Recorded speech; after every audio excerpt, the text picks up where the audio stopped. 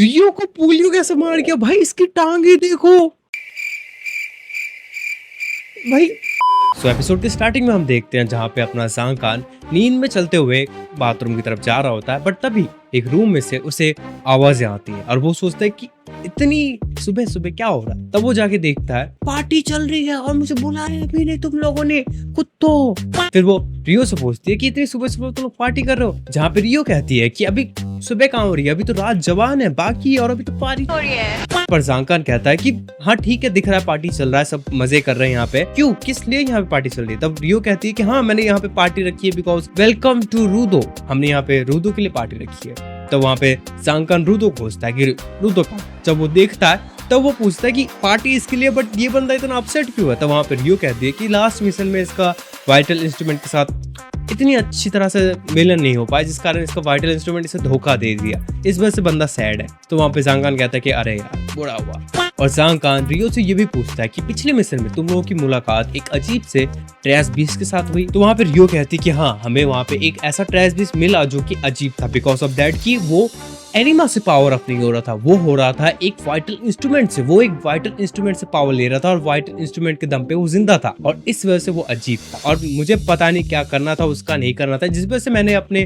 वो जो vital instrument जो मुझे मिला उस ट्रेस बीस्ट के अंदर से मैंने अपने हायर्स को दे दिया, मतलब एंजिन और उनको, ताकि उनको जो करना है वो करें, मुझे इन लफड़ों में नहीं पड़ना, मैं आराम से पार्टी करना चाहते और खाना चाहते। और ये सुन के सांग खान कहता है कि हाँ मुझे पता है तू नहीं बदलेगी कभी, ठीक है। और अगले सीन में हम देखते हैं रूदो को जो कि मुंह लटका के अपने ग्लव्स को देख रहा है बिकॉज वो सही से उनके साथ संभोग नहीं बना पा रहा। और तभी वहां पर रूदो के पास आता है ग्रीस, हाँ वही बंदा जिसने एक मुक्के में उस ट्रैश बीस्ट का मुंह अलग कर दिया था, भाई मुट्ठी में शक्ति। और इन दोनों का वहां पे होता है कन्वर्सेशन, जहाँ पे ग्रीस बोलता है कि तूने कल वहां पे बहुत ही अच्छा काम किया और साथ ही साथ तूने फ्लो को ही बचाया। तब वहां पे रूदो पूछता है कि फ्लो कौन। तब वहां पे ग्रीस बोलता है कि वो बंदा जो ग्लासेस पहना हुआ था जिसको तूने उससे ट्रैश बीस्ट से बचाया। बट रूदो कहता है तो क्या हुआ, तब भी मैं अपने पावर्स को यूज नहीं कर पाया, जिस कारण तुझे और रियो को मुझे बचाना पड़ा उल्टा। और रूदो ये भी बताता है कि मेरा बस यहाँ पे ये हाल नहीं है, मेरा पैर में भी ऐसा ही कुछ हाल था कि जहाँ पे मेरा खुद के ऊपर से काबू हट जाता था और मैं किसी को भी बचेर देता था और उसकी भरपाई उसके बदले माफी आके रख मांगता था, जैसे तुमने मुझे कल बचाया उस ट्रैश बीस्ट से। और रूदो खुद को कोसता है कि मैं अभी भी वैसा हूँ, मैं खुद को चेंज नहीं कर पा रहा, मुझे खुद को चेंज करना, बट मैं खुद को ऐसे चेंज करूँ, मुझे वहां पे ऊपर जाना है, बट कैसे जाऊँ। रूदो खुद को वहाँ पे बहुत ज्यादा कोसता है। और ये सब सुन के ग्रीस कहता है थैंक्स अ लॉट, बिकॉज यहाँ पे जितने सारे लोग हैं वो हमें पावरलेस, बेकार, एकदम फालतू, एकदम वाहियात समझते कि हम किसी काम के नहीं है। और साथ ही साथ पहले पहले कुछ ऐसे भी लोग थे जो हमें शुरू से ही बेकार समझते थे, बट रूदो तू ऐसा नहीं है, तूने हमें वैसा नहीं समझा। और जो तू वहाँ पे फ्लो को देख रहा है वो यहाँ पे बनने आया था गिवर, ताकि वो ट्रैश बीस्ट को मार सके, बट उसके पास पावर्स नहीं है इसलिए वो बन गया एक सपोर्टर। बट वो रोज काम करता है, रोज हार्डवर्क करता है ताकि वो अपने पावर्स को जगा सके, अपने पावर्स को यूज कर सके। बट फिर भी वो कहता है कि अगर मैं गिवर बन भी गया तब भी मैं सपोर्टर रहूंगा और उन लोगों को दिखा दूंगा कि मैं क्या कर सकता हूँ। और रूदो को ये बोलता है कि तूने ऊपर क्या किया पता नहीं, बट तू क्या करना चाहता है जो तू पहले से ही करता था, जो ऊपर करता था, जो तेरा मन करता था। जो कि रूदो सुन के कहता है कि हाँ मैं करना क्या चाहता था। जहाँ पे और भी इनके बीच में बातें होती है जो कि और भी ज्यादा डीप मीनिंग है, कि रूदो को समझाता है ग्रीस एक बड़े भाई की तरह कि जो भी हो तू यहाँ पे नीचे है बट तू जिंदा तो है। और उसके सर के ऊपर वो पैट करता है जिसे रूदो भी लाइक वो रोने, मतलब इमोशनल हो जाता है कि जैसे रेक्टो उसके सर पे हाथ रख के उसको ऐसे सहलाता था, उसको याद आता है। और ये सब चीजें हो रही होती है और तभी आता है वहाँ पे एंजिन और आके उसके शरीर के ऊपर ऐसे लेट जाता है कि अरे यार थक गया आज तो मैं हिला के। रूदो भी लाइक क्या तू कहाँ से आया, और एंजिन भी लाइक क्या हो गया, तूने खाना वाना खाया नहीं क्या, तू इतना कपूसित कैसे लग रहा है। और वहां पे रियो आके कहती है कि हाँ सही कह रहा है तू, इसने अभी तक कुछ खाया नहीं, बट वो बात ठीक है, वो बात ठीक है, बट एक बात, रियो को पोलियो कैसे मार गया भाई, इसकी टांगे देखो भाई, तुम भाई माचिस की तीली लग रही है यार। नहीं यार रियो को ठीक करो यार, थोड़ा सा खाना वाना खिलाओ, खा रही है बाय द वे, बट थोड़ा सा उसे चबी करो थोड़ा सा। रियो के कहते हैं कि हाँ सही कहा, अगर तूने अभी तक कुछ नहीं खाया तो ये सब जो एंजिन और जांग का ये सब खा जाएंगे। तो वहाँ पे जांग का कहता है कि हमारी बात छोड़, सब तो तू ही खा रही है। और इन सब के बीच ग्रीस बोलता है कि चल वहाँ पे जाके कुछ पेट पूजा करते हैं रूदो आज। और ये सुन के रूदो सबकी तरफ देखता है और थोड़ा सा इमोशनल होके उठ के जाता है कि चलो मेरे दोस्त है, मैं अकेला नहीं हूँ। और ये अभी भी खा रही है रियो, बट ये अभी इतनी सूखी है, लिटरली ये मेरे पेंसिल से भी ज्यादा सूखी है। और अगले ही सीन में हम देखते हैं उस बंदे को जो कि एपिसोड 2 में था और उसकी हालत खराब हो रखी है बिकॉज ऑफ किसी ने उसके दोनों हाथ काट दिए और साथ ही साथ उसकी दोनों आंखें में निकाल ली है। और वो बंदा कह रहा है कि मैंने तुझे सब कुछ बता दिया, अब तो मुझे जान दे, प्लीज जान दे। और जहाँ पे वो रेडर का मेंबर जो कि बहुत ही ज्यादा क्रेजी और साइकोपाथ है, वो कहता है कि ठीक है जी, और अपने क्लॉथ से वो उसके मुंह में डाल के उसे फाड़ देता और कहता है एक स्पेराइट जो गिवर है और उसके बाल सफेद है और आंख के नीचे डार्क सर्कल। मतलब यहाँ से एक्शन और भी ज्यादा क्रेजी होने वाला है। और अगले सीन में हम देखते हैं जहाँ पे सैमुई ने जांग कान और सारे के सारे जो सपोर्टर्स हैं उनको बुलाया, जहाँ पे वो कुछ नया मिशन दे रही है शायद। और वहाँ पे जांग कान कहता है कि वो सब ठीक है, बट ये अपने साथ क्या कर रहा है ये नल्ला पाओ। और जांग कान ये भी कहता है कि ये तो अभी ऑफिशियली क्लीनर बना भी नहीं है। मैं मानता हूँ कि मैं इसका ट्रेनर हूँ, बट वो तब ना जब ये ऑफिशियली क्लीनर बन जाएगा। तो वहाँ पे सैमुई कहती है कि नहीं देख, मैंने इसको बुलाया बिकॉज ये इसके लिए भी बहुत जरूरी है। और जहाँ पे सैमुई उन्हें मिशन के बारे में बताती है कि एक मर्चेंट ने उन लोगों को हायर किया बिकॉज जब वो एक पॉल्यूटेड जोन से जा रहा था तब एक ट्रैश बीस्ट ने उसका कार्गो चुरा लिया। अब तुम्हें वहां पे जाना है, उसे मारना है और उसके कार्गो को वापस लौटाना है बिकॉज वो कार्गो था एक पेड़ से नीचे गिरे हुए एक जिंदा इंसान का। और ये भी कहती है सैमुई कि दो स्पेराइट का जिंदा मिलना, एक रूडो और एक वो वाला इंसान जो अभी जिंदा है, तो ये कॉमन नहीं है। इसलिए मैंने सोचा कि रूडो को इंटरेस्ट होगा, इसलिए मैंने उसे बुलाया। और ये सब सुन के रूडो सोच में पड़ जाता है, बट वहाँ पे ग्रीस बोलता है कि मुझे पता है कि तेरे अंदर क्या फीलिंग्स चल रही है, बट तू सोच के बता कि हमें वहाँ पे जाना चाहिए या नहीं जाना चाहिए। तो वहाँ पे रूडो अपने ग्लव्स को देखता है कि मैं अपने पावर्स का अभी भी अच्छे से यूज नहीं कर पा रहा, मैं चाहता नहीं हूँ कि मैं वहाँ पे जाके मुसीबत बन जाऊँ या फिर मैं एक बर्डन बन जाऊँ कि मुझे ही बचाने के लिए ये लोग अपनी जान ना गवा दे। और सैमुई वहाँ पे जांग कान को चूतिया बनाते हुए कहती है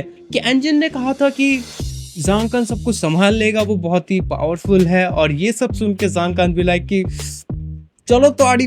जांग कान पूरा फुल कॉन्फिडेंस, पावर अप, एकदम ओवर हाइप कि चलो भैया अब हम बचाएंगे सारे स्पिरिटियर्स को, हम ले आएंगे रूदो के लिए नया दुल्हन। और अगले सीन में हम देखते हैं जहाँ पे फॉलो रूदो को कहता है कि तुम्हें पता है ग्रिस के पास एक ऐसा ताबीज है, मतलब तालिस्मान है, जिसके पास वो हमेशा मन्नत मांगता है कि हम लोग जब भी बाहर या फिर मिशन पे जाए हम सेफ लौटे, हम कोई मरे ना। और ये सुन के क्रिस भी लाइक अबे तो ये हर चीज बतानी जरूरी होती है नहीं ना। और उसके बाद रूदो को वो दिखाता है वो लकी चार्म, कहता है कि ये कुछ वैसा नहीं है, मैं बस मन्नत मांगता हूँ, इसमें कोई बुराई तो नहीं है, और ये मैंने बस एक दुकान से खरीदा था ताकि मुझे अच्छा लगा था इसलिए। और इन सब के बीच में ही एक अननोन लेडी आती है और जिसे देख के सबकी फट जाती है कि ये कौन है। और वो कहती है कि मैं ही हूँ वो मर्चेंट जिसने तुम्हें हायर किया और मैं ही तुम्हें उस ट्रैश बीस्ट के पास ले जाऊंगी। और ये सुन के रूदो कहता है कि वो तुझे कहाँ मिला, उसने कुछ कहा, वो कैसा है, वो जिंदा है क्या नहीं है। और ये सब सुन के वो अननोन लेडी या फिर वो मर्चेंट कह लो, जो कहती है कि मैं अपना कार्गो लेके जा रही थी तभी वो ऊपर से गिरा, बट वो अनकॉन्शियस था यानी बेहोश था और मैं उसे उठा के लेके जा रही थी, बट तभी वहाँ पे वो ट्रैश बीस्ट आके उसे पकड़ के ले गया मेरे कार्गो मेरे सारे सामान के साथ। और ये सब चीजें खत्म होने के बाद वो अननोन लेडी या फिर कह लो वो जो मर्चेंट थी वो ले जाती है अपने सारे क्लीनर्स और सपोर्टर्स को उस ट्रैश बीस्ट के पास, जहाँ पे जांग कान के माइंड में कुछ अलग चीजें ही चल रही होती है। जहाँ पे वो सोचता है कि ट्रैश बीस्ट जब भी कोई इंसान को देखता है वो डायरेक्टली उसके ऊपर अटैक करता है, उसे मार डालता है। और अगर हम बात करें स्पेराइट्स की,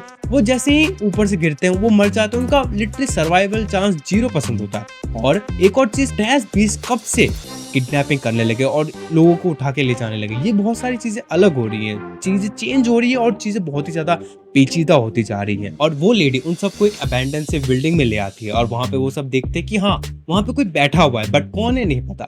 तो वहां पे वो लेडी कहती है कि हाँ वही है स्पेराइट, वहां पर ही है, जाओ उसे बचाओ। और उन सबको वो धक्का देने लगती है जोर जोर से, और वहां पे वो कहते हैं कि रुक जाओ, धक्का मत दे, गिर जाएंगे। और तब रूदो नोटिस करता है कि वो कोई स्पेराइट वेराइट नहीं, वो एक डॉल है जिसे स्पेराइट के कपड़े पहनाए। और रूदो और बाकी सब कुछ मूवमेंट या फिर कुछ सोचे उससे पहले उनकी नीचे की जमीन टूट जाती है और वो नीचे गिर जाते हैं। और उनके नीचे गिरते ही हम देखते हैं 2 पर्पल लाइट वहां से आ रही होती है उनके पास। और जांग कान ये देख के समझ जाता है कि ये क्या हुआ है और अभी यहाँ पे क्या होगा, बिकॉज जांग कान को पता है, जहाँ पे जांग कान कहता है ये पर्पल लाइट्स और ये जो ट्रैप है ये पक्का रेडर्स है। और हम देखते हैं रेडर्स यानी 2 लोग जो कि पर्पल लाइट्स को लेके वहां से आ रहे हैं और वो है रेडर्स। और वो बोलते हैं कि हमें चाहिए वो स्पेराइट, वो बंदा हमें चाहिए। और जहाँ पे रूडो उन ट्रेडर्स को देख के थोड़ा सा कंफ्यूज हो जाता है कि ये क्या है नहीं है, और ग्रीस रूडो को समझाता है कि ये लोग पहले चोरों का एक ग्रुप था, बट कुछ सालों के अंदर इनका पावर और इनका जो टेक्निक है वो बहुत ही ज्यादा खतरनाक और बढ़ चुका है,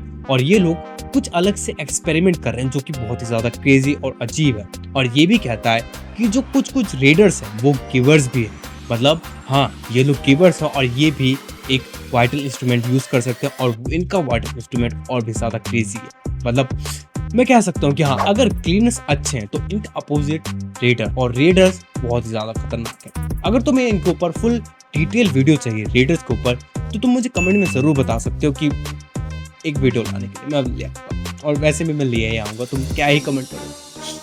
और ग्रीस दूसरे सपोर्टर्स को कहता है कि तुम लोग बाहर जाने का रास्ता खोजो, और फॉलो को कहता है कि तू मेरे साथ रूडो को यहाँ पे प्रोटेक्ट कर, बिकॉज क्या गारंटी है कि बाहर और भी ज्यादा रेडर्स हो, बिकॉज हमने देखा है कि रेडर्स हमेशा ग्रुप में घूमते हैं। और ये सब कहने के बाद ग्रीस जाकान को कहता है कि सॉरी मुझे माफ कर दे, बट ये सब तू हैंडल कर लेगा ना। जहाँ पे जाकान कहता है कि ठीक है ये मेरे बाएं हाथ के खेल है, बकचोदी।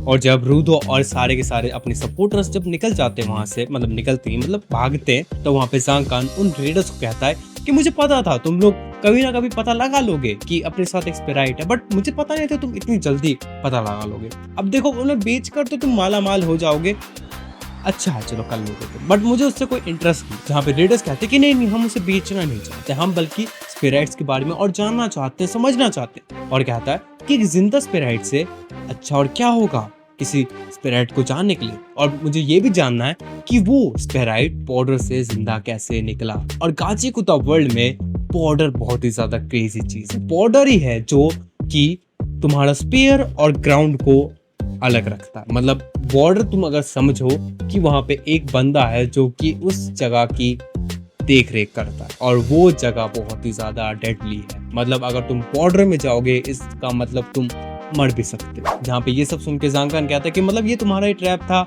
उस स्पिराइट को बाहर निकालने का, मतलब रूडो को, बट वो कहता है कि इसका मतलब यहाँ पे कोई ट्रैश बीस नहीं है। तो जहाँ पे वो रेडर कहती है कि हाँ यहाँ पे ट्रैश बीस तो नहीं है, बट वो मिट्टी के पुतले बहुत हैं। इसका मतलब जो उसका वाइटल इंस्ट्रूमेंट है, मतलब वो जो रेडर है इसका नाम नहीं पता मुझे, और इसके हाथ में एक सवल टाइप है जिससे वो उन मिट्टी के पुतलों को बना सकते हैं, कंट्रोल कर सकते हैं। मतलब वो जो लेडी थी जो खुद को मर्चेंट कह रही थी वो असल में एक मिट्टी का पुतला थी, मतलब एक डमी थी जो कि एक वाइटल इंस्ट्रूमेंट से बनी हुई। और जाकान ये सब चीजों को देखते हुए अपने वाइटल इंस्ट्रूमेंट को एक्टिव करता है, और यहाँ पे स्टार्ट हो जाती है एक बहुत ही ज्यादा क्रेजी फाइट।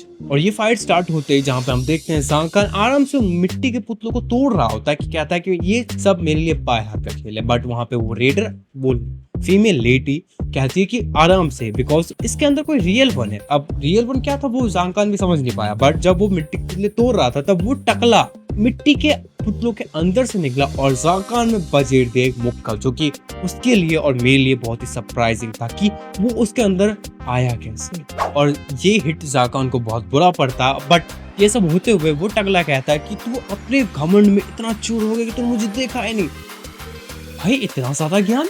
और जहाँ पे वो रेडर फीमेल जाकान को कहती है कि तुम लोग ट्रैश बीस से लड़ते हो, तुम्हें आदत नहीं है हम जैसे इंसानों से लड़ने की।